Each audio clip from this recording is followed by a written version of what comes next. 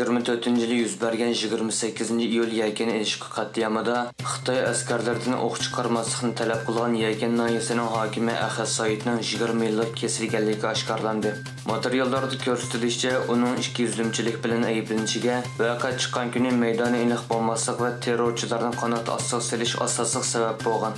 Vaziyatdan xabardor bir kishining deyishicha, uning davomli to'pa va konvoy ko'ylak kiyib yurishimi ayblamada milliy bo'lginchilikni qutirtish deb qaralgan. Qashqar turmasining soqchi oilaliklar qo'rg'osida navbatchilik qilayotgan bir xodim sobiq hokim Ahad Saidning 20 yillik kesilganligini dalilladi. Dünya Uyghur Qurultayının raisi Dolqun Eysa Qurultayning raislikdan vaqtliq istifa berganligini o'zining ijtimoiy aloqa vositasida e'lon qildi. Sababi bo'lsa Dolqun Eysa haqida chiqqan jinsiy parakendachilik voqeasi haqidagi xabarlar hamda bu vaqtdagi talash-tortishlar ekan. Bu jinsiy parakendachilik voqeasining odil bartaraf qilinish uchun Dünya Uyghur Qurultayi mush turdagi voqealarni bartaraf qilish salohiyatiga ega bo'lgan hamda tajribasi bo'lgan mustaqil tekshirish guruhi taklif qilib, bir hafta burun tekshirishni boshlagan. Ma'lum bo'lishicha, Dünya Uyghur Qurultayining 8-navbatlik umumiy vakillar qurultayi va saylami bu yil 10-oyda o'tkazildi. Yaqinda dunyoning har qaysi joylarida saylam o'tkazilib, 8-navbatlik qurultayga qatnashadigan 170 vakil saylab chiqilgan edi. Saudiya Arabiston hukumati iqtisodiy jihatdan qistilib qolgan Xitoyni qutqizishga keldi. Saudiya Arabiston ommaviy mablag' fondi Xitoydagi 6 cho'ng pul muomala organi bilan 50 milliard dollarlik kelishim imzoladi. Bu kelishim 2023-yili chet el mablag'ining Xitoyga bevosita solgan mablag'ining 1,5 hassasiga teng keladi. Saudiya Arabistonning bayonotiga qaraganda, bu kelishimni Xitoy Yevza egilik bankasi, Xitoy bankasi, Xitoy qurilish bankasi, Xitoy eksport va kredit sug'urta shirkati, Xitoy eksport bankasi va Xitoy savdo sanoat bankasi bilan imzolagan.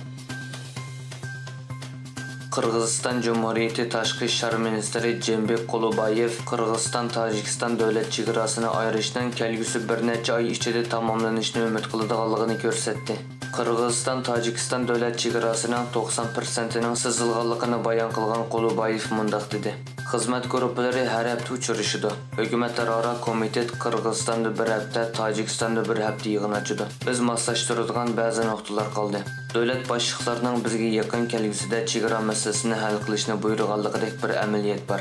Meningcha bu masala kelgusi bir necha oy ichida hal bo'ladi.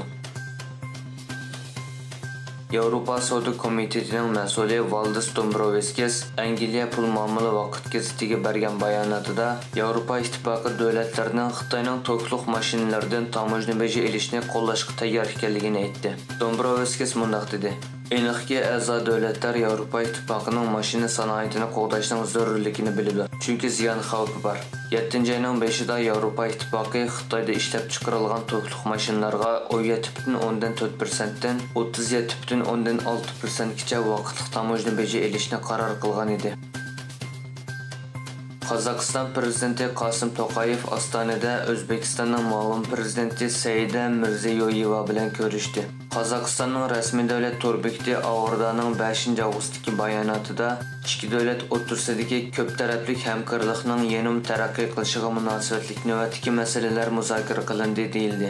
Bayonotda yana mundaq deyildi: Yig'inda uchur ideya, madaniyat, insonparvarlik, ma'rif va yoshlar siyosati qatorliq sohalarda o'zaro manfaat yetkazish hamkorlikni kuchaytirish muzokara qilindi.